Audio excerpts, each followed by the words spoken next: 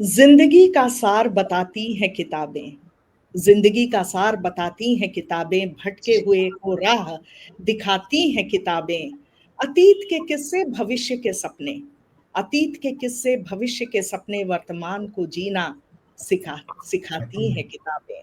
मैं रश्मि साबले आप सभी का हार्दिक स्वागत करती हूँ लिटरेरी वॉरियर्स ग्रुप के पटल से नीलम सक्सेना फेसबुक लाइव पर। आज हम इकट्ठा हुए हैं एक पुस्तक विमोचन के लिए। इस पुस्तक का जो टाइटल है, जो नाम है, बड़ा ही मजेदार है, घुमक्कड़ों की डायरी। और हमारे साथ हैं आज हमारे विशिष्ट अतिथि डॉक्टर सुनील देवधर और नीलम सक्सेना जी, और हमारे लेखक और लेखिकाएं, लेखक अनूप जालान जी, लेखिकाएं डॉक्टर रेणु मिश्रा और डॉक्टर अपर्णा प्रधान।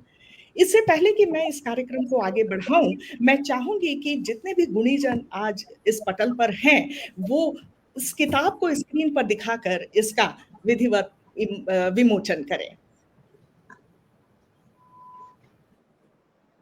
आपका बहुत बहुत धन्यवाद, बहुत बहुत धन्यवाद आपका,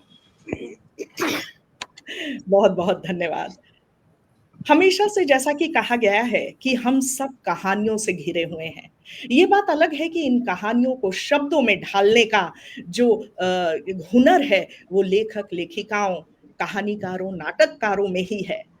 तो क्यों ना हम शुरुआत करें आज इन्हीं लेखक लेखिकाओं के सफर से।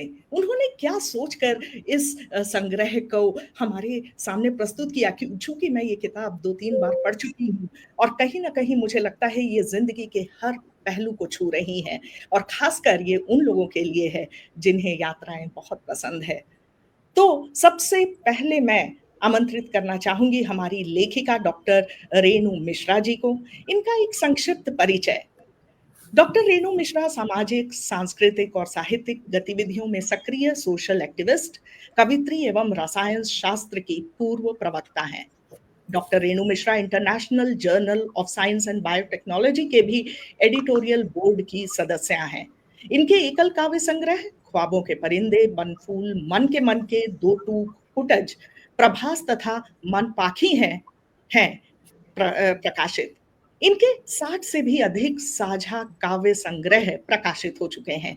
इनकी कविताएं देश विदेश के अनेक पत्र पत्रिकाओं में भी प्रकाशित हुई हैं।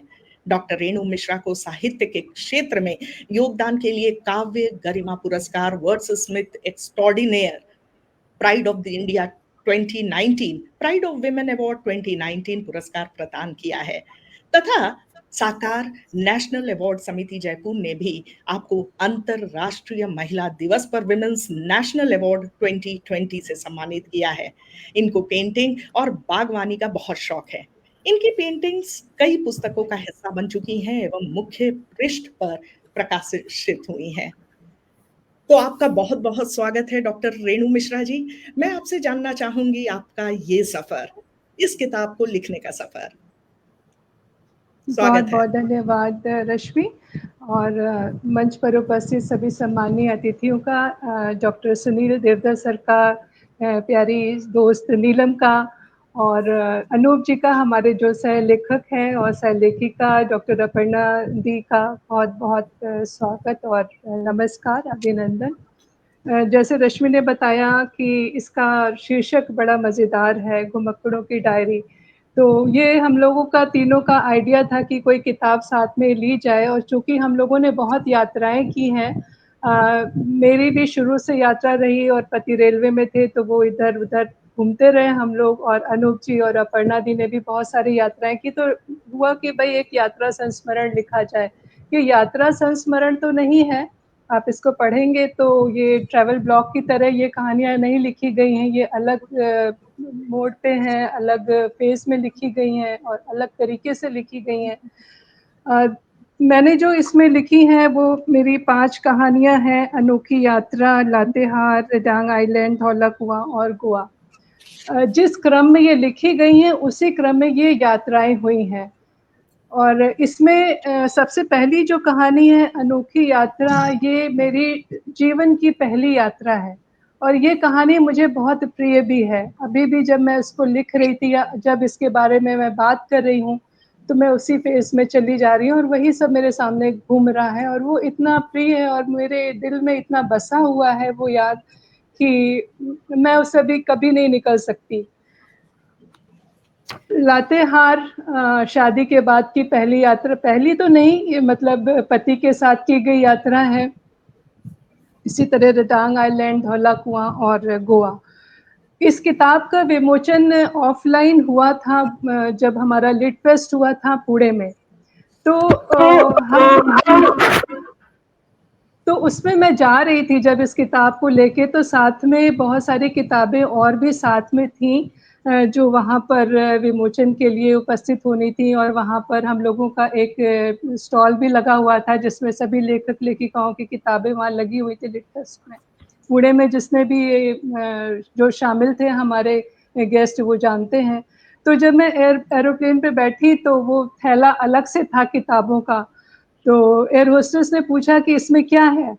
तो मैंने बोला कि इसमें बुक्स हैं। मेरे हस्बैंड लिए हुए थे उसको क्योंकि वो भारी था तो वो वही कैरी कर रहे थे। बोले बुक्स है, मेरी वाइफ़ ने लिखी है। तो बोले अच्छा ये लिखती हैं? तो मुझे भी दीजिए ना कोई किताब। तो मैंने निकाली और मैंने नहीं निकाली, हस्बैंड ने ही निकाली और यही निकली घुमक्कड़ों की डायरी। तो इसकी पहली प्रति जो है वो एक एयर होस्टेस को मिली। जो ये कहाँ-कहाँ लेके घूमी होगी, मैंने कहा ये बेस्ट पर्सन है इस किताब के लिए और इसका भाग्य देखिए, सौभाग्य देखिए कि ये किताब उनके साथ गई, उन्होंने एरोप्लेन में सबको दिखाई, देखिए घुमक्कड़ों की डायरी और डॉक्टर रेणु मिश्रा। और जब मैं यात्रा खत्म करके उतरने लगी तो उन्होंने मेरे साथ एक फ़ोटो भी ली इसकी। तो ये बहुत मैं इसके लिए इस किताब को बड़ा भाग्यशाली मानती हूँ कि ये ऐसी किस्मत लेके आई है कि ये घूम रही है और विमोचन में भी इसने हम लोगों को बहुत घुमाया है। बड़ी मुश्किल से आज ये विमोचन इसका हो पाया है।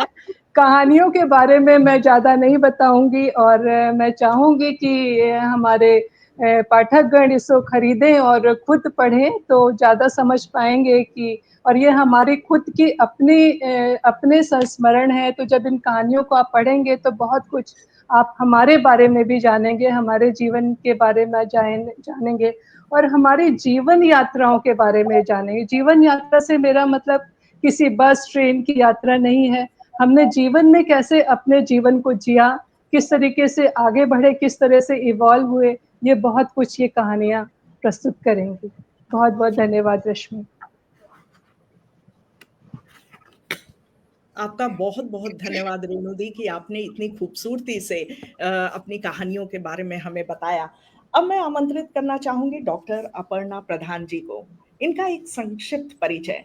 डॉक्टर अपर्णा प्रधान द्विभाषी लेखिका, कवयित्री, मंच संचालिका और चित्रकार हैं। आप सालों से साहित्य के क्षेत्र में सक्रिय हैं। आपकी 6 पुस्तकें, 50 से अधिक साझा संग्रह और करीब 300 लेख प्रकाशित हैं। 8 इनके पुस्तकें 8 पुस्तकें 8 पुस्तकें, अब 8 पुस्तकें हो गई हैं, बहुत-बहुत धन्यवाद मुझे सही करने के लिए। 8 पुस्तकें और 60 आपके साझा संग्रह कविता के। अनेक पुस्तकों के आवरण पृष्ठ पर इनके बनाए हुए चित्र हैं तथा पुस्तकों के भीतर की शोभा भी ये बढ़ा रहे हैं इनके चित्र।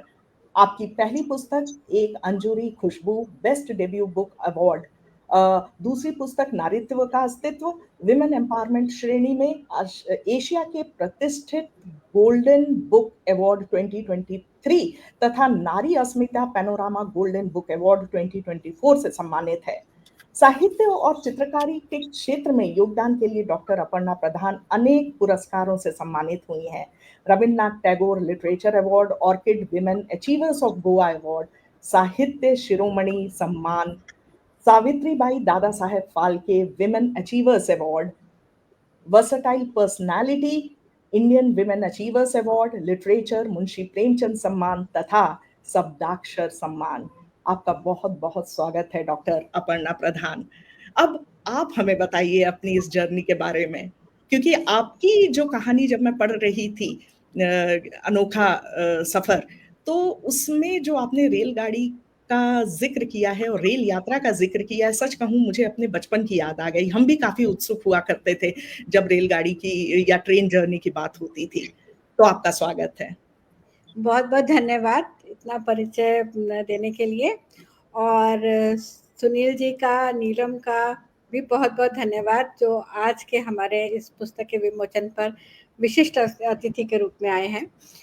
और ये कहानी की जो किताब है, ये हम तीनों जने एक बार फ़ोन पे बात कर रहे थे और ऐसे ही हुआ कि इतनी हम लोगों ने घुमाई फिराई करी है, तो चलो तीनों मिलके एक किताब लिखते हैं। और बस फिर इस कहानी का हम लोगों ने डिसाइड कर लिया कि हम कितनी कहानियाँ, मतलब अप्रॉक्सीमेट वर्ड्स के हिसाब से करेंगे, आगे पीछे होने में कोई फ़र्क नहीं पड़ता। और इसमें मेरी 5 कहानियाँ छपी हैं और ये यात्रा जैसा है ना, जब यात्रा का प्रोग्राम ही बनता है, उसी समय से जो मन में जोश उठता है, तो वो अंत तक ही नहीं, उसके बाद भी बना रहता है। देखिए, जब हमने इस किताब को लिखा, तो वही चीज़ें सोच-सोच के हम दोबारा से वही यात्रा किए और आप भी जब इस किताब को पढ़ेंगे, तो आप हमारे साथ-साथ इसी यात्रा पे निकल पड़ेंगे। और इसकी पहली कहानी जो है, वो हमने जो लिखी, वो शादी के बाद में मैंने पहली बार ससुराल से मायके जा रही थी। और सबसे बड़ी बात ये है, हम लोग बचपन में बहुत ट्रैवल किए हैं, चंडीगढ़ से लखनऊ जाते थे हर साल, लेकिन हमें स्टेशन पे कुछ खाने को नहीं मिलता था। क्यों? उस समय कॉलरा, डिसेंट्री सब हुआ करता था। तो मैं बड़ी ललचाई नज़रों से ना स्टेशन पे खाना देखती थी और वही खाना बाद में जाके लखनऊ के किसी रेस्टोरेंट में खाने का वो मज़ा ही नहीं आता था। तो शादी के बाद जब पहली बार हम गए ट्रेन में और मेरे हस्बैंड ने मुझसे पूछा कि गरम-गरम चाय पियोगी? सुबह 6 बजे थे, मैंने कहा हाँ, और उसके साथ गरम-गरम पकौड़े, तो मैं, मतलब कहते हैं ना, अंधा क्या चाहे दो आँखें, वो वाला हाल था। और सच मानो वो ऐसी चीज़ लग रहा था, बड़ी नेयामत हमको मिल गई है और मैंने खूब स्वाद लेके खाया और पूरी जर्नी भर मैं हर स्टेशन पे खाना खाती-खाती पहुँची वहाँ पे। तो वो जो सफ़र था हम लोगों ने किया, उसके बाद से हमने बहुत रेल जर्नी करी है, क्योंकि दिल्ली में मेरी ससुराल, चंडीगढ़ में मायका, कलकत्ता में हमें रहना, तो ये इन तीनों के बीच में हमारा काफ़ी घुमाई-फिराई होती रही। तो इसी दौरान जो तुमने एक कहानी का बोला, रोचक यात्रा, जिसमें मैंने एक केस सॉल्व किया था, वो कहानी में हम जैसे ट्रेन में बैठते हैं, बहुत सारे लोग मिलते हैं, तो हम बातें करते हैं उनसे। मैं ना अपने हस्बैंड को एक कहानी सुना रही थी कि कॉलेज के दिनों में मेरी एक क्लास फेलो होती थी, तो उसने केमिस्ट्री प्रैक्टिकल से बंक करवाया कि चलो-चलो सब लोग चाय पकौड़े खाएँगे कैंटीन में बैठ के, तो हम सब लोग बंक मार के चले गए। तो लैब असिस्टेंट से जब टीचर ने पूछा, तो उसने बोला जो लड़की काली वाली स्कर्ट पहने हुई थी और ऐसे-ऐसे बूटेदार उसका था, उसने सबको भड़काया है और वो ले गई है। और बिलीव मी, उसके बाद 1 महीना तक वो ड्रेस वो लड़की पहन के नहीं आई। तो जब जब मैं ये कहानी सुना रही थी, तो जो सामने बर्थ पे 2 लड़के बैठे हुए थे, उनमें से बोला कि आप क्या गवर्नमेंट कॉलेज से पढ़ी हैं चंडीगढ़? मैंने कहा हाँ। आपके साथ कोई इस नाम की लड़की थी, गीत कपूर? मैंने कहा हाँ थी। मैंने कहा डॉक्टर है अब? बोलते वो मेरी बहन है। अब देखिए कहाँ से कहाँ रिश्ता जुड़ता है। तो उसके बाद फिर हम लोग सफ़र करते रहे और इस जर्नी में मेरे हस्बैंड का जब नेक्स्ट डे सुबह उठे, हाँ, यहाँ पे भी मैंने मुगल सराय पे बहुत बढ़िया टिक्की खाई और मैं यही कहूँगी शायद अब भी मिलती होंगी। गरमा-गरम तली हुई टिक्की, उसका भी बहुत प्रेम पूर्वक मैंने विवरण दिया है इसमें। और जब नेक्स्ट डे सुबह मेरे हस्बैंड उठे, तो उनका चश्मा गायब था। अब ये समझ नहीं आया चश्मा कहाँ चला गया। मैं कैसे ढूँढ के लाई, ये मैं नहीं बताऊँगी, लेकिन उसका विवरण पूरा इस किताब में है। तो इसी तरह की पाँचों जो कहानियाँ बड़ी रोचक हैं और मैं यकीन के साथ कह सकती हूँ कि पढ़ते-पढ़ते आपको भी लगेगा कि आप साथ-साथ में हमारे सफ़र कर रहे हैं। कुछ शैतानियाँ भी हुई इसी जर्नी के दौरान, उसका भी विवरण बहुत ही बढ़िया है और आपको भी मज़ा आएगा जब आप पढ़ेंगे कि अरे! ऐसा भी होता है। तो मैं यही कहूँगी कि आप ये किताब अमेज़न से मँगाइए और पढ़िए। और इस किताब को लिखने का बहुत आनंद हम लोगों को मिला। हम लोग तीनों जने बैठ के डिस्कस करते थे, फिर कहानियाँ एक-दूसरे को भेज देते थे कि ऐसे करेक्शन करें। तो मैं यही कहूँगी कि ये कहानी की जो घुमक्कड़ों की डायरी थी, ये वाक़ई में बहुत रोचक सफ़र रहा है हमारे सीखने का और करने का भी। बहुत-बहुत धन्यवाद डॉक्टर अपर्णा प्रधान जी आपका। अब मैं आमंत्रित करना चाहूँगी इस किताब के जो साझा लेखक हैं अनूप जालान जी। अनूप जालान पेशे से सॉफ्टवेयर कंसल्टेंट थे। अब अपना सारा समय ये संगीत, साहित्य और अध्ययन में व्यतीत करते हैं। आप लेखक, कवि, संपादक, मंच संचालक और गायक हैं। आप 4 भाषाओं में लिखते हैं, हिंदी, अंग्रेजी, ब्रिज और राजस्थानी। आप भावना, संवेदना, संवाद को शब्दों में बहुत खूबसूरती से पिरोते हैं। आप शास्त्रीय संगीत की ध्रुपद शैली में भी गाते हैं। अनूप सर, आपका बहुत-बहुत स्वागत है। आप आइए और आपको भी अपना सफर बताना है। जी, सबसे पहले तो सुनील जी और नीलम का बहुत बहुत शुक्रिया। और मेरे लिए जो मन की जो बात है वो ये है कि मेरी किसी भी पुस्तक के लिए अगर मैं चाहूँ कि वो उसका विमोचन करते समय कौन हो स्टेज पर, तो ये जो 6 जन मुझे आज स्टेज पर दिख रहे हैं, इन 6 के अलावा मुझे कोई साथी की जरूरत। तो आप सबका बहुत बहुत बहुत धन्यवाद कि आप लोग सबके साथ में मुझे यहाँ पर ये विमोचन के इसके अंदर कार्यक्रम में हिस्सा लेने मिला। और जहाँ तक लिखने की बात है, इनमें से जो कहानियां हैं, मेरी कहानियां थोड़ी छोटी होंगी, कुछ 9 कहानियां हैं इसमें कुल मेरी। ये अलग अलग समय पे मैंने इनका किसी किसी अलग अलग रूप में लिखी थी। जब मन आया, कभी भावना आई, कभी कुछ ध्यान में आया तो उसको लिख ली, पर कहीं पब्लिश करनी है, किसी को दिखानी है, बतानी है, इस नजरिए से नहीं लिखी थी। तो लिखी हुई करीब करीब सब मेरे पास पहले से थी। फिर जब बात हुई पुस्तकों की कि चलिए ये पुस्तक लिखते हैं, इसको अपन इस तरह से करके करते हैं, तब फिर उनको कहानियों को ढूंढ के निकाला। किसी को पूरे शुरू से आखिर तक रीराइट करना पड़ा, किसी को थोड़ा सा झाड़ पोंछ कर चला, काम चल गया, किसी को थोड़ा लिपस्टिक पाउडर लगाना पड़ा, पर इस तरह से करके वो सब कहानियां सामने आने लायक हुई है। और जैसे रेणु ने कहा, वो बात मेरे जो काव्य गुरु है डॉक्टर रामजी त्रिवाड़ी, वो सदा ऑलवेज कहते हैं कि वीर रस की कविता कोई हाथ में तलवार लेकर लड़ते हुए नहीं लिखता है। वो जब आप घर पे बैठे हो और उस युद्ध को याद करते हो, तब उस समय जो मन में जो वीरता का उसका जो भाव आता है, वो भाव आपके पन्नों पर आप उसको लिखते हो और उसके थ्रू आप उस युद्ध को फिर से पुनः जीवित करते हो। आप उसके अंदर फिर से आप उसको पूरी उसके अंदर वो सारा हिस्सा आपके सामने आ रहा है। तो कहानियों का भी इनका यही है कि एक एक जर्नी जैसे जैसे लिखते गए, जैसे जैसे उसको सामने आती गई, वैसे वैसे वो पूरी जर्नी उसको पूरा वापस से आंखों के सामने जैसे आई है, उनको साथ साथ में चला है। उसमें कई बार ही होता था कि अब ये मुझे इंटरेस्टिंग लग रहा है ये हिस्सा, पर ऑडियंस को इससे क्या लेना, उनको बैकग्राउंड नहीं है इस चीज का, तो उसको वो मजा नहीं आएगा। और पूरा बैकग्राउंड बताने बैठो तो कहानी का मजा खत्म हो जाए।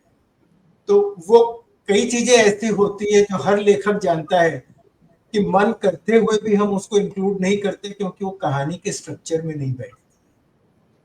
तो वो भी करना पड़ता है, आनंद भी लेना पड़ता है, और ऑडियंस का भी ध्यान रखना पड़ता है कि उनको क्या पसंद आएगा, क्या नहीं आएगा, किस तरह से उनको वो रिसीव करेंगे। पर ये चीज उसके अंदर जरूर है कि ये कहानियां जो हम तीनों की जो है, इनमें से कोई भी काल्पनिक कहानी नहीं, ये सब रियल जर्नीज हैं, असली यात्रा है जो हमने एक्चुअल में की है। और उनको पेपर पे उतारते समय हो सकता है थोड़ी इधर उधर हमको डिटेल्स अपने कल्पना से फिल इन करनी पड़ती है, पर उसमें वो मामूली सा, जैसे बोलते हैं ना कि तड़का लगा है, उससे ज्यादा उसका वहां पर। और ये तड़का शब्द मेरे को अप्पू जी को देखता हूँ तो मुझे बार बार ध्यान में आता है, क्योंकि ये किताब मैंने जब मेरे एक मित्र को दी, उसका मेरे पास में फोन आया कि अनु भैया तेरी किताब पढ़ी, मेरे को पहले एक बताइए डॉक्टर अपर्णा प्रधान कौन है। मैं बोला ऐसे ऐसे है, क्यों क्या हुआ। बोले यार इनकी हर कहानी के अंदर कुछ न कुछ खाने पीने की चीजों के बारे में बात होता है, इनसे तो मेरे को मिला के दे, तो ये तो जो खाने के जितनी शौकीन है, इनसे तो बैठ के ना बात करने में सच में मजा बहुत आएगा। तो ये देखिए, ये हमारे अंदर की जो बातें वो इस तरह से सामने आ जाती है और लोग पकड़ते हैं उनको बातों को। और सही बात है, मैं आपको बताती हूँ, जब भी कभी कहीं सफर करना होता था और आज भी, तो मेरा फोकस खाने पे काफी ज्यादा रहता है। इसमें कोई शक की बात नहीं है। आप कहीं ऐसे ही फोकस बनाए रखिएगा, जब भी हम हाँ, गोवा आएंगे हम इसका लुत्फ वो उठाएंगे। तो हमेशा रहेगा। बहुत बहुत धन्यवाद अनूप जी आपका। अब मैं जिन्हें आमंत्रित करना चाह रही हूँ वो है हमारी आज की मुख्य अतिथि नीलम सक्सेना जी। ये किसी परिचय का मोहताज नहीं, ये हमारे इस पटल की फाउंडर हैं, लेकिन फिर भी एक छोटा सा परिचय जरूर देना चाहूंगी। नीलम सक्सेना चंद्रा जी के 7 उपन्यास, 8 कहानी संग्रह, 47 काव्य संग्रह और 16 बच्चों की पुस्तकें प्रकाशित हो चुकी हैं। आपको कई प्रतिष्ठित पुरस्कारों से सम्मानित किया गया है, जिसमें शामिल है अमेरिकन एम्बेसी द्वारा आयोजित काव्य प्रतियोगिता में गुलजार जी द्वारा प्रदान किया गया पुरस्कार, महाराष्ट्र राज्य हिंदी साहित्य अकादमी का सोहनलाल द्विवेदी पुरस्कार, रविन्द्रनाथ टैगोर अंतर्राष्ट्रीय काव्य पुरस्कार 2014 में, रेल मंत्रालय द्वारा प्रेमचंद पुरस्कार, चिल्ड्रन ट्रस्ट का पुरस्कार, पोएट्री सोसाइटी ऑफ इंडिया द्वारा हिंदी काव्य प्रतियोगिता 2017 में द्वितीय पुरस्कार, सेतु अंतर्राष्ट्रीय अचीवमेंट अवार्ड 2024 में, रॉयल अंतर्राष्ट्रीय लाइफ टाइम अचीवमेंट अवार्ड और रेडियो सिटी द्वारा मेरे साजन सुन सुन गीत के लिए फ्रीडम पुरस्कार। आपके साहित्य योगदान को मान्यता देते हुए आपको 1 वर्ष में सर्वाधिक पुस्तक प्रकाशन के लिए, ध्यान दीजिएगा, सर्वाधिक पुस्तक प्रकाशन के लिए लिम्का बुक ऑफ रिकॉर्ड्स में स्थान मिला है। फोर्ब्स मैगजीन में 2014 में आपको देश के 78 प्रख्यात लेखकों में शामिल किया है। आपका बहुत बहुत स्वागत है नीलम सक्सेना जी। आप आइए और समीक्षा आपके हाथों है। बहुत बहुत धन्यवाद रश्मि। और सुनील देवधर जी के रहते हुए मैं मुख्य अतिथि तो नहीं हो सकती, तो परंतु मुझे अतिथि नहीं दोस्त बन के आना भी यहाँ बहुत खुशी दे रहा है, क्योंकि जो 3 हमारे लेखकों की इसमें कहानियां हैं वो तीनों मेरे बहुत घनिष्ठ मित्र हैं। कुछ पहले से हैं, कुछ बन गए हैं, परंतु तीनों बहुत घनिष्ठ हैं और उनकी पुस्तक का विमोचन करना या उसके बारे में कुछ कहना मुझे बहुत खुशी प्रदान कर रहा है। और कहते हैं ना कि जीवन की यात्रा एक ऐसी यात्रा होती है जिसमें परत दर परत हम अपने जो बाकी अवार्ड्स या जो भी हमने पाया है उसको उतारते रहते हैं, और एक मन होता है जो कि एक नेकेड मन होता है, उसकी तह तक पहुंचते हैं। तो जो है कुछ ऐसा ही महसूस हुआ मुझे इस पुस्तक को पढ़ने के बाद। ये पुस्तक मैंने बहुत दिन पहले पढ़ी थी, ये बात सही है, और आज रिवीजन भी कर लिया मैंने। और जैसे कि अनूप ने कहा, अनूप की इसमें से 2-3 कहानियां मैं पहले भी पढ़ चुकी हूँ, कई साल पहले शायद। और रेनू की जो बचपन की कहानी है वो उसके मुंह से सुन चुकी थी, परंतु उसको जब लिखी हुई कहानी आप पढ़ते हैं तो उसका एक अलग लुत्फ होता है। और अपर्णा जी के तड़के बहुत जोरदार हैं। तो हालांकि ये 3 लोगों ने इस पुस्तक को लिखा है, परंतु अगर नाम नहीं होते तो ऐसा नहीं लगता कि 3 लोगों द्वारा लिखी हुई ये पुस्तक है, क्योंकि उसमें बहुत जोड़ने वाली भी चीजें थी। तो जिस तरह से इन तीनों ने इस पे मेहनत की है, यहाँ तक कि भाषा की शैली भी बहुत फर्क वाली नहीं थी। यानी थोड़ा बहुत तो सबका पर्सनल होता ही है, जैसे अपर्णा जी तड़के लगाएंगी ही खाने के, और अनूप कहीं ना कहीं किसी ना किसी कहानी में तो मस्करी करेगा ही, और रेनू जो है कुछ ये बातें तो करेगी ही जो कि थोड़ी सी रूहानी बातें हैं, तो ये तो एक्सपेक्टेड था। परंतु कुछ रूहानियत अनूप की भी कहानी में मिली, कुछ मजाक अपर्णा दी की कहानी में भी मिला, और कुछ अलग रेनू की भी कहानियों में मिला। तो मुझे बहुत अच्छी ये अच्छा कहानी संग्रह है ऐसा लगा। कहानी भी नहीं कहा जा सकता, जैसे कि सबने कहा ये सबके जीवन पे आधारित अच्छी कहानियां हैं। अपर्णा जी ने इसमें रेलवे वालों को बहुत गाली दी है। बिल्कुल नहीं, रेलवे वालों का तो मैंने बहुत आराम से कहानी में, इगतपुरी वाली कहानी में तो हम रेलवे वालों की आपने ना काट दी। चलिए कोई बात नहीं, कोई बात नहीं, वो तो सच बात है, वो सच बात है। और रेलवे वालों से ही इनॉग्रेशन हो रहा है किताब का, लॉन्चिंग उन्हीं से करवा रहे हैं। जून का महीना, रेलवे वाले भी इसको फीडबैक की तरह लेके और उसमें सुधार करने के लिए प्रयत्नशील है। तो नहीं, वो सुधार अगली बार जब हम वापस आए तो हो चुका था। तब तक जब मैं वापस उसी ट्रेन से आई हूँ वो सुधार हो चुका था, लेकिन वो हम लोगों ने इगतपुरी पे गाड़ी रोक दी। नहीं रोकी होती तो शायद वो चलता रहता, क्योंकि मतलब कोई एक रिजेंटमेंट चाहिए बताने के। विचार अपने व्यक्त नहीं करूंगी, अभी तो विचार व्यक्त कर रही हूँ आपके और आपके लेखन की विशालता पे। तरह तरह के टॉपिक्स आप लोगों ने चुने और उन पे बहुत खूबसूरती से लिखा है। और जैसा कि कहा गया था कि तरह तरह की यात्राएं हैं, किसी की टैक्सी की यात्रा है, किसी की बस की यात्रा है, किसी की हवाई जहाज की यात्रा है।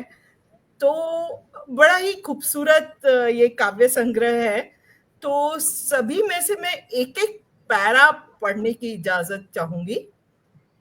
तो मैं पहले तो अपर्णा दी की पहली कहानी पढ़ने वाली थी, परंतु अब मैंने जब उन्होंने उसको उसी पैरा को डिस्क्राइब कर दिया तो मैंने बदल लिया है और मैंने नहले पे दहला मारते हुए नहले पे दहला की का एक पैरा पढ़ूंगी। टैक्सी लेकर हम लोग घर के लिए रवाना हुए। घर पर पहुंचकर सामान उतरवाकर घंटी बजाई। हम मम्मी के आश्चर्यचकित भाव देखने के लिए बहुत आतुर थे। फिर घंटी बजाई, दरवाजा नहीं खुला। सोचा मम्मी पूजा कर रही होंगी। थोड़ी देर बाद फिर घंटी बजाई, दरवाजा नहीं खुला इस बार भी। तो चिंता होने लगी क्योंकि चलने वाले दिन सुबह बात हुई थी, सब ठीक था। हम लोगों को बाहर खड़ा देख पड़ोस वाली आंटी आई। अमित ने आंटी से कहा, हम आधे घंटे से कॉल बेल बजा रहे हैं लेकिन मम्मी दरवाजा नहीं खोल रही हैं, सब ठीक तो है ना? आंटी बोली, अमित तुम्हारे पापा टूर पर कुल्लू जा रहे थे, तुम्हारी मम्मी भी उनके साथ चली गई। आज सुबह 7 बजे सब लोग गए हैं। तो आप सोच सकते हैं कि इस कहानी में कितना तड़का होगा, और ये तड़का क्या है ये जानने के लिए इस कहानी को आपको पढ़ना होगा और इस पुस्तक को आपको लेना होगा। अब रेनू की कहानी की तरफ बढ़ते हैं। मैं उसकी बार बार सारी कहानियां पढ़ती और मेरी आंखें अनोखी यात्रा पर ही रुक जाती। रेनू ने हालांकि उसके बारे में आप लोगों को जिक्र किया था, परंतु चूंकि उसने डिटेल में नहीं बताया था तो मैं एक पैरा इसी का पढ़ना चाहूंगी, जो कि जिससे कि आप लोग समझ सकते हैं कि ये कितनी दिलचस्प होगी इनकी कहानी। तब मैं 2 से 2.5 वर्ष की मुश्किल से रही होंगी। मैं अपने बाबा, दादी, ताऊजी और उनके बच्चों के साथ गांव में रहती थी। दादी की दुलारी थी और उनका ऐसा रोब कि पूरे गांव को ही प्यारी थी। बाबा मेरे पुराने जमींदार थे और पूरा गांव उन्हें लंबरदार कहकर बुलाता था और दूर से ही लोग उन्हें प्रणाम करते और पैर छूते थे। मेरे डैडी सिंचाई विभाग में सिविल इंजीनियर थे और उनकी पहली पोस्टिंग असिस्टेंट इंजीनियर के पद पर मुरादाबाद में हुई थी। मम्मी उनके साथ ही रहती थी। मैं उनकी पहली संतान थी और सभी की दुलारी थी। मैं भी पहली हूँ। मम्मी डैडी की कच्ची उम्र, कई नई नौकरी और नई जगह की सब दुश्वारियां सोचकर दादी ने प्रेमवश मुझे अपने साथ ही रोक लिया और वे ही मेरा लालन पालन करती थी। मैं उनके साथ इतनी रम गई कि अब मैं लाख मनाने पर भी अपने माँ बाप के पास उनको छोड़कर जाने को तैयार नहीं थी। दादी के पास मुझे कोई रोकने टोकने वाला नहीं था और दादी का दबदबा ऐसा कि मैं खूब मनमानी करती। तो इस कहानी को मैं यहीं विराम देती हूँ ताकि आप जान सके कि रेनू आखिर में अपने मम्मी पापा के पास पहुंची कि नहीं पहुंची, और पहुंची तो कैसे पहुंची।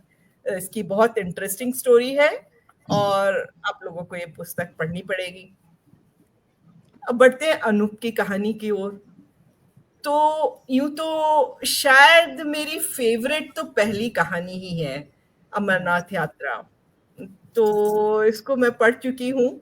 तो पहले मैं सोच रही थी कि उसको ही पढ़ूंगी, पर मुझे लगा कि अनूप की जो मजाकिया अदा है उसको पढ़े बिना दिन अच्छा नहीं गुजरेगा। यानी कैसे इस पूरा पुस्तक नहीं का होगा, दिन पूरा नहीं। कहा जाएगा कि हो गई पब्लिकली, सबको हमने यहाँ पे इसका कर दिया बुक लॉन्च।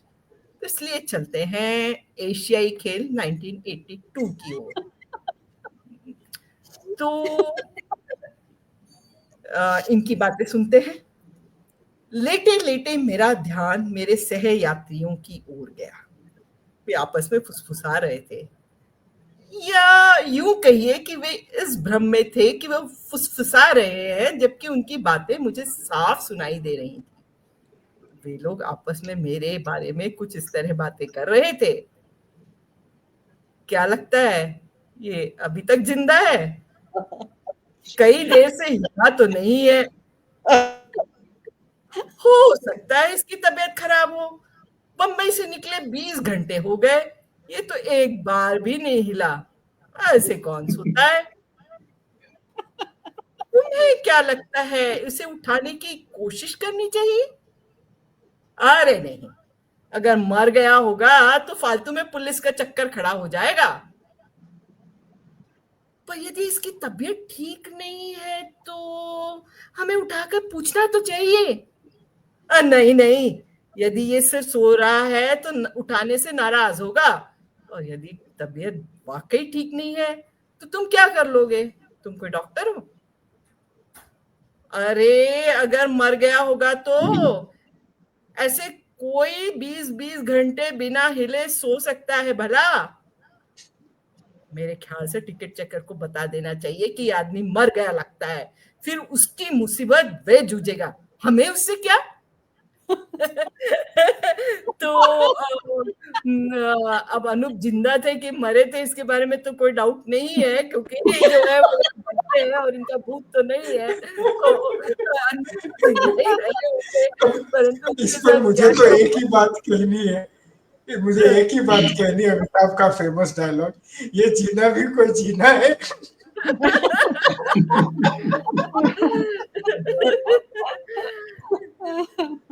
तो ये थी इन तीनों की कहानियों की झलक, जिससे आप लोगों की रुचि शायद सभी पाठकों की इस पुस्तक की ओर आई होगी और आप लोग सब इसे खरीदे पढ़ें। मेरा वादा है कि आपको बहुत मजा आएगा। और एक बार फिर से आप तीनों को बहुत बहुत बधाई, डॉक्टर पर्णा, डॉक्टर रेनू और अनूप, और आगे भी ऐसे ही लिखते रहें, ऐसी आशा है। और एक बार फिर से डॉक्टर सुनील देवधर को प्रणाम और रश्मि को हेलो, इतनी खूबसूरत एंकरिंग करने के लिए। बहुत बहुत धन्यवाद दी। आप लोगों का आशीर्वाद लगता है मुझे जब भी मैं इस पटल पर आती हूँ। और अब मैं आमंत्रित करना चाहूंगी हमारे पटल के वरिष्ठ और मुख्य अतिथि डॉक्टर सुनील देवधर जी को। इनका एक परिचय।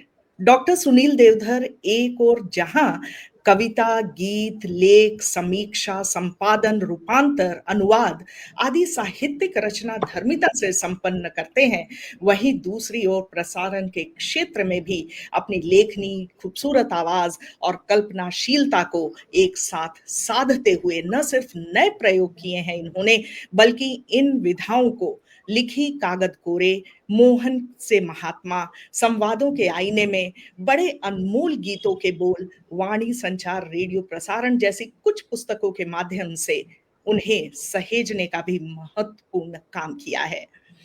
रेडियो प्रसारण के क्षेत्र में कंप्लीट ब्रॉडकास्टर के रूप में इनकी पहचान है। माझा प्रवास, कथा इस रोची, नाटक पाहिजे जातीचे, काव्य संग्रह निद्रानाश, मराठी के 25 कवियों की रचनाओं का हिंदी अनुवाद, कविता के साय में शब्द जैसी कुछ पुस्तकों का मराठी से हिंदी में अनुवाद किया है इन्होंने। स्कूल कॉलेज के पाठ्यक्रम में भी इनकी कुछ रचनाएं शामिल हैं।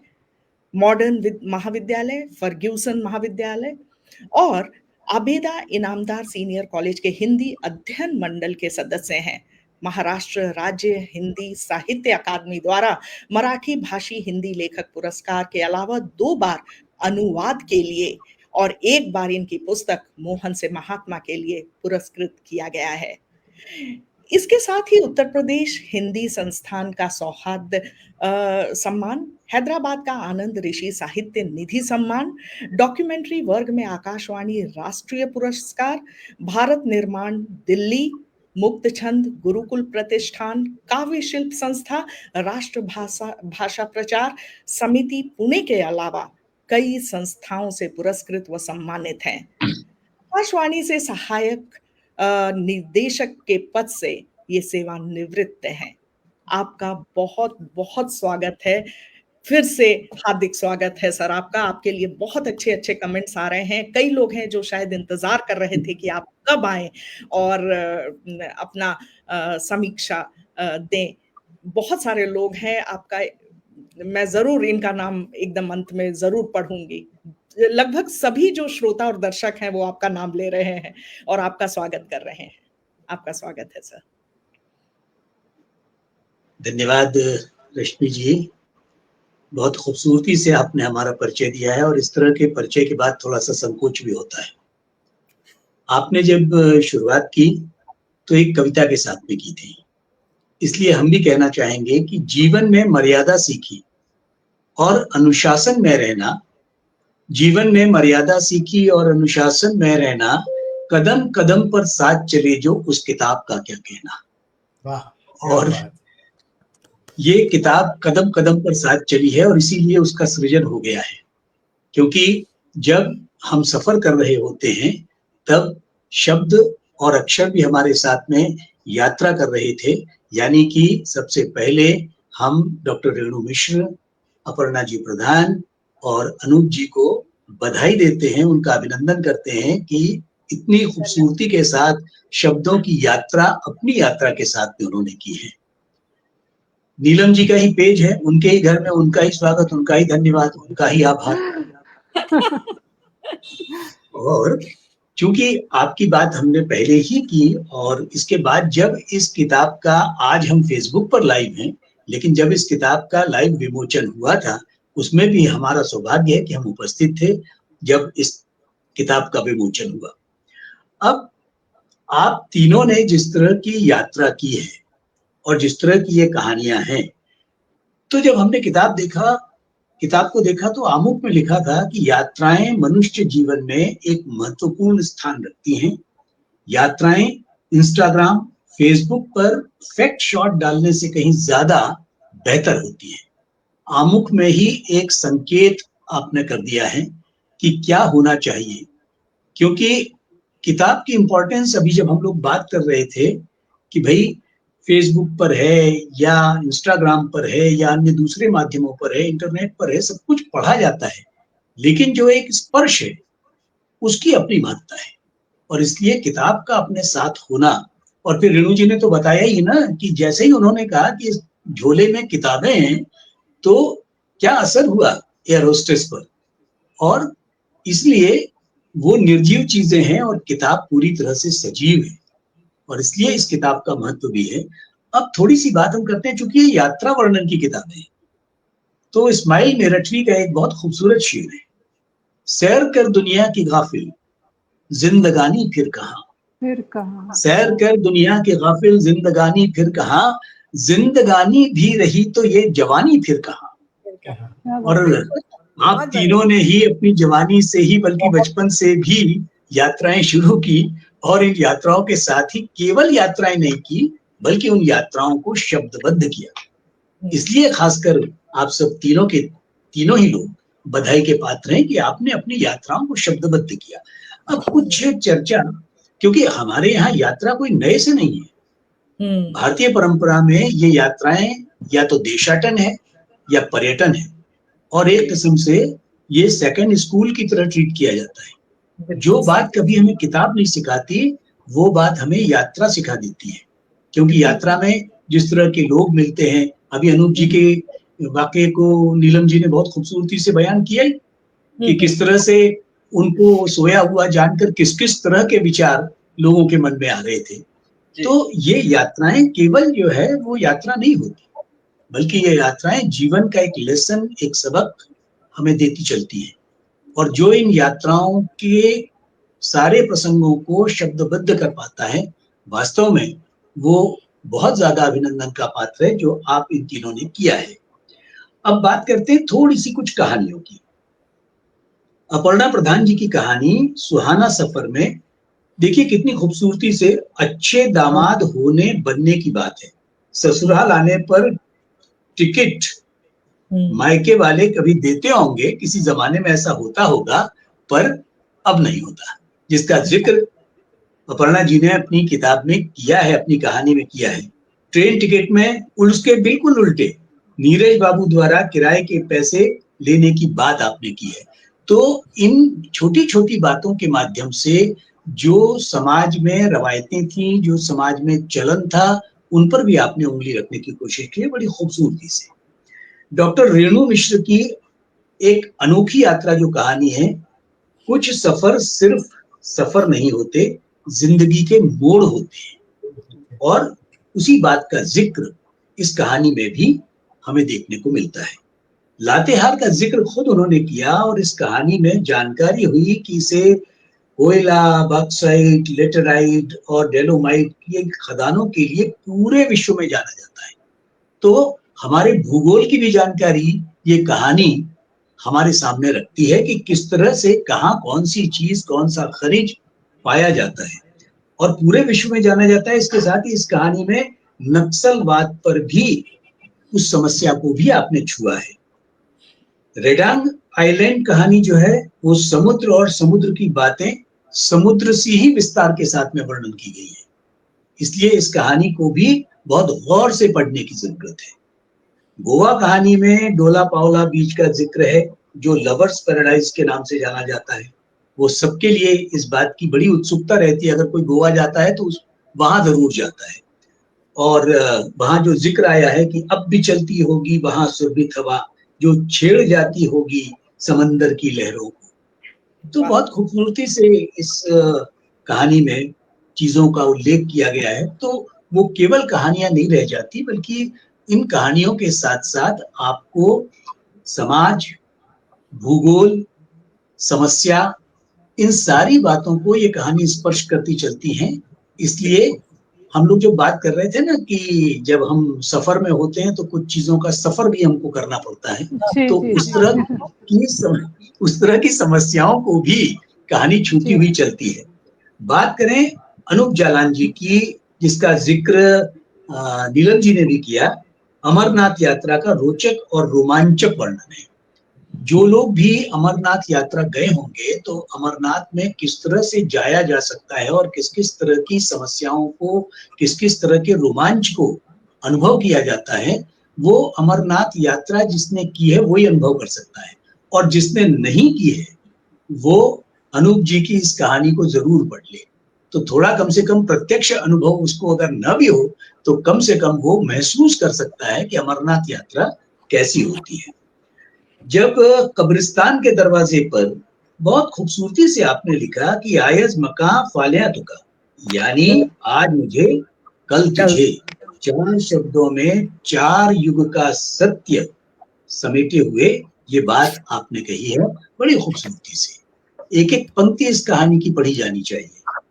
यात्रा में चोरी, एक छोटा सा बिल्कुल विषय लिया है, यात्रा में चोरी, और सीधा सीधा कहा है कि साधारण चोरी पर कितना श्रम, कितना समय और कितना धन खर्च किया जाए, क्योंकि पता लगा कि संडे लॉन्गर देन मंडे।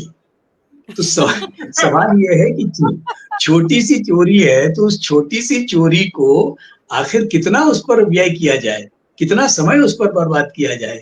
इससे बेहतर है कि आप कोई दूसरा रास्ता निकाल लें, क्योंकि जो वर्तमान है और जिस तरह की सामने हमारी समस्या आती है, तो बहुत सी बार चीजों को हासिल तो हम कर नहीं पाते, लेकिन समस्याएं और बढ़ती चली जाती हैं। तो बड़ी खूबसूरती से आपने कि इस छोटी सी बात को कितना उस पर ध्यान दिया जाए, कितना श्रम, कितनी मेहनत, कितना पैसा उस पर खर्च किया जाए।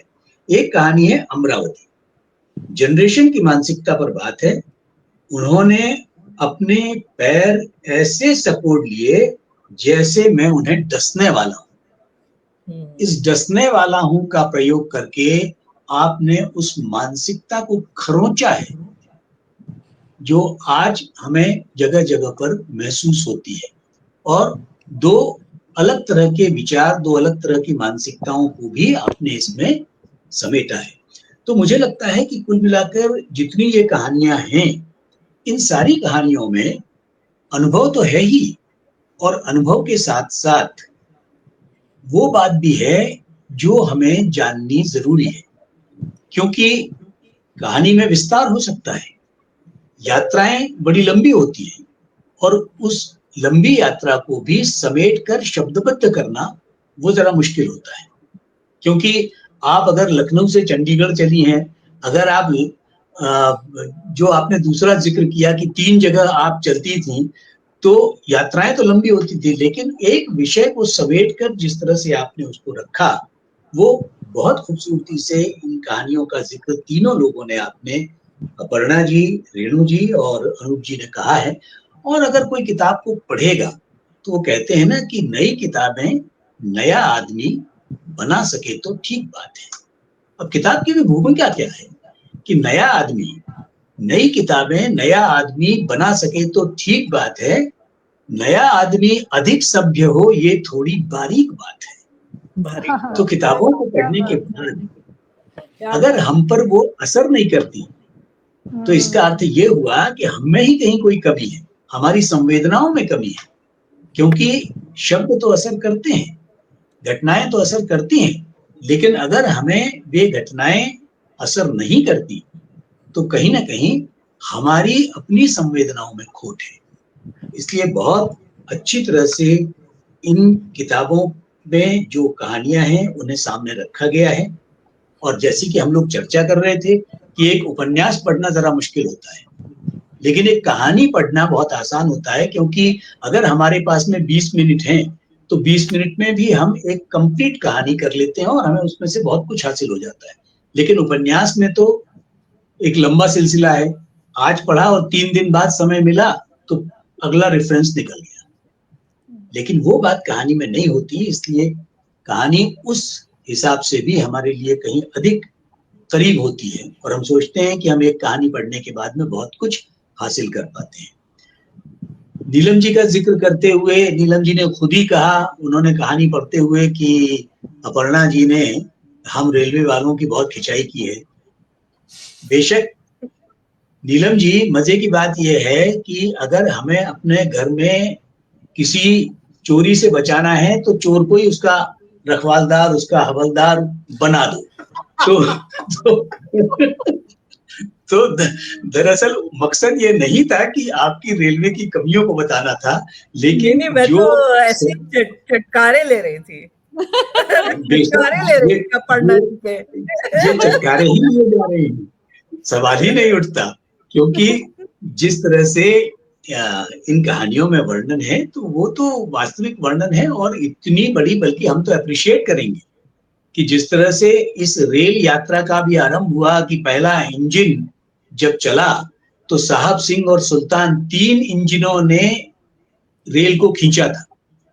वो 3 इंजन थे जिनका नाम था साहिब सिंह और सुल्तान, और वहां से लेकर के जो यात्रा रेल की शुरू हुई है, आज मुझे लगता है कि इतना बड़ा नेटवर्क है, और जितने समय से ये रेलगाड़ियां चलती हैं वो कमाल की बात है, क्योंकि इतना आसान नहीं है। बहुत कहना बहुत आसान होता है, लेकिन जो पटरियां जो समानांतर होकर चलती हैं, बेचारी मिलती कभी नहीं, लेकिन साथ साथ जरूर चलती हैं।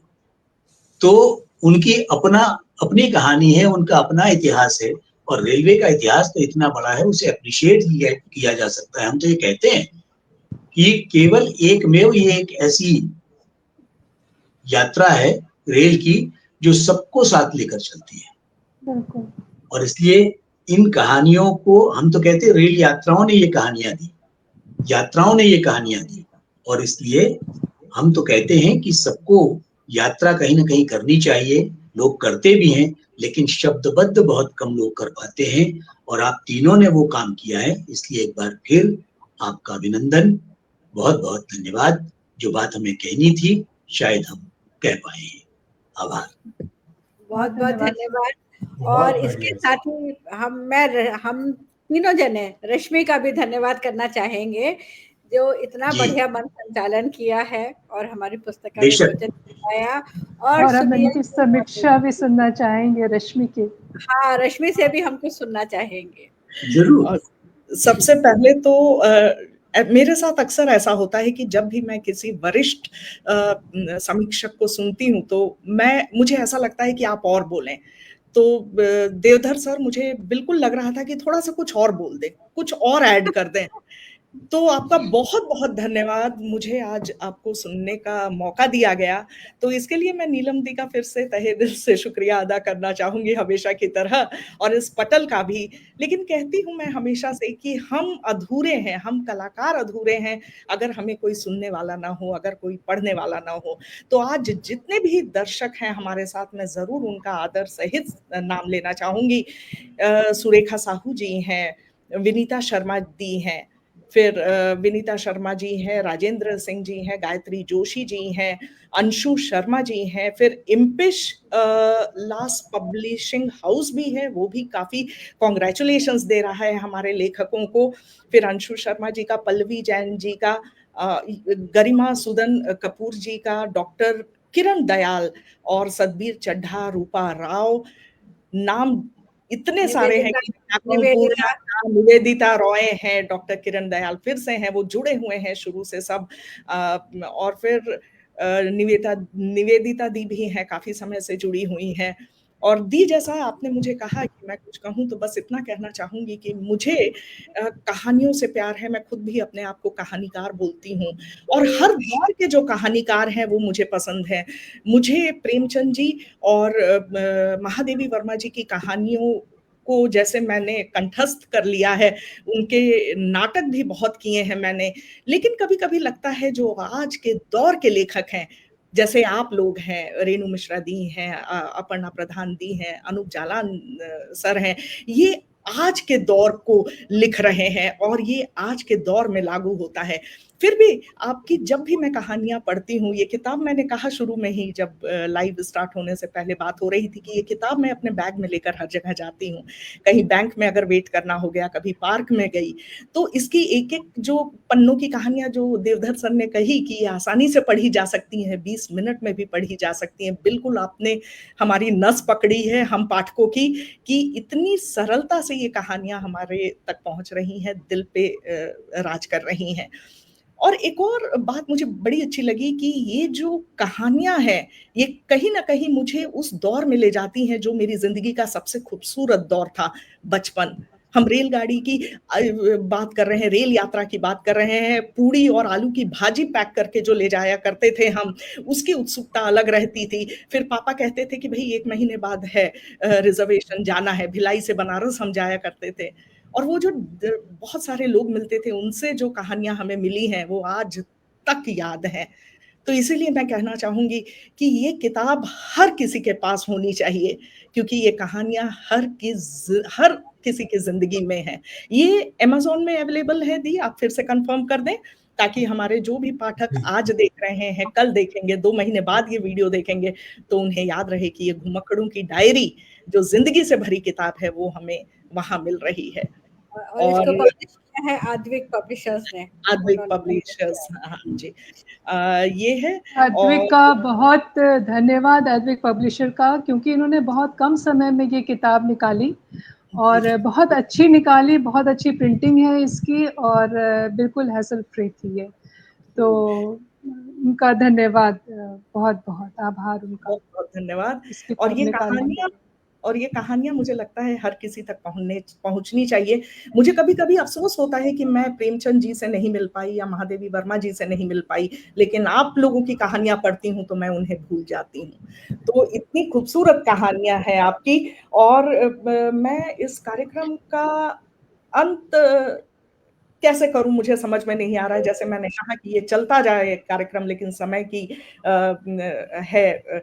कीमत हमारे लिए भी और भी प्रोग्राम्स हैं। जी। हमारा सौभाग्य है कि महादेवी वर्मा के दर्शन हम कर सके इलाहाबाद में। हम मिले हैं उनसे, उनके साथ में मेरा फोटो भी है, जो आज भी मेरे पास सुरक्षित है। बहुत बहुत अच्छी बात साझा की सर आपने, और आगे भी हम आपको आमंत्रित करेंगे तो आप जरूर अपनी ये सब जो एनेक्डोट्स हैं वो हमसे जरूर शेयर कीजिए। बहुत अच्छी बात आपने कही आज। और मैं इस कार्यक्रम का अंत उसी कविता से करना चाहूंगी जो रेणु दी ने लिखी है। वो मुझे बहुत पसंद है, अपने गोवा। और वो गोवा जो कहानी है उसमें उन्होंने अपने सफर के साथ साथ मित्रता का भी जो बखान किया है कि किस तरीके से वो अपर्णा दी के घर गई और वहां उनकी चित्रकारी से वो प्रभावित हुई। और अनूप जी का मैं वो बड़ा कठिन सा जो वर्ड है कि आज मुझे कल तुझे वाला, तो वो मेरे दिल को बिल्कुल लग गया कि हाँ, सबका मौका आने वाला है, सबको जाना है। तो वो बहुत खूब था। तो वो कविता कुछ इस तरीके से थी कि अब भी चलती होगी वहां सुरभित हवा, अब भी चलती होगी वहां सुरभित हवा, जो छेड़ जाती होगी समंदर की लहरों को, ढूंढती होगी शायद मुझको, जो अनायास उस दिन छू कर मुझसे गुजरी थी। बिखरा मेरी जुल्फों को मेरी महक संग चुरा ले गई थी, और मेरे परेशान होने पर सहसा रुककर कनखियों से मुझे देख शरारत से मुस्कुराई थी। खोजती होगी मुझे वो, खोजती होगी मुझे वो सागर किनारे, झुरमुटों के सहारे, फूलों के बहाने, और कहीं न पा सके गाती होगी विरह के गीत। रेत पर लिखती होगी मेरा नाम, रेत पर लिखती होगी मेरा नाम, और गुमसुम लौट जाती होगी किसी पुराने वृक्ष की पनाह में। वह चंचल हवा उदास फिरती होगी, मुझे खोजती होगी, मुझे खोजती होगी, यहाँ वहां पुकारती, सागर से मेरा पता पूछती होगी। उस देश अब भी वो हवा कहीं समंदर किनारे बहती होगी, कहीं समंदर किनारे बहती होगी। आज के इस पुस्तक, बहुत बहुत धन्यवाद। आज के इस पुस्तक विमोचन में आप सबकी उपस्थिति, फिर से मैं कह रही हूँ, एक आशीर्वाद की तरह है। आप सभी का तहे दिल से हार्दिक अभिनंदन और धन्यवाद। मैं कह रही हूँ ना, मैं खो जाती हूँ आप लोगों की बातों में। तो बहुत बहुत धन्यवाद आपका आज आने के लिए। सुनील जी का भी और नीलम का भी बहुत बहुत आभार कराए आप दोनों जने। रश्मि, आपका भी बहुत धन्यवाद कि आपने शब्दों के साथ की यात्रा आपकी चलती रहे। हमने कहा एक बार फिर आपको शुभकामनाएं, शब्दों के साथ आपकी यात्रा चलती रहे। धन्यवाद सर। और हम एक और किताब ले आए इन्हीं यात्राओं पर, पार्ट 2 आएगी अभी। बिल्कुल बिल्कुल, उसका भी वैसा ही स्वागत होगा जी। हो सकता है वो हम लोग विदेश यात्रा पर करें। जी बहुत धन्यवाद सर समय निकालने के लिए, और नीलम का बहुत धन्यवाद समय निकालने के लिए। बहुत धन्यवाद आप सभी का। धन्यवाद।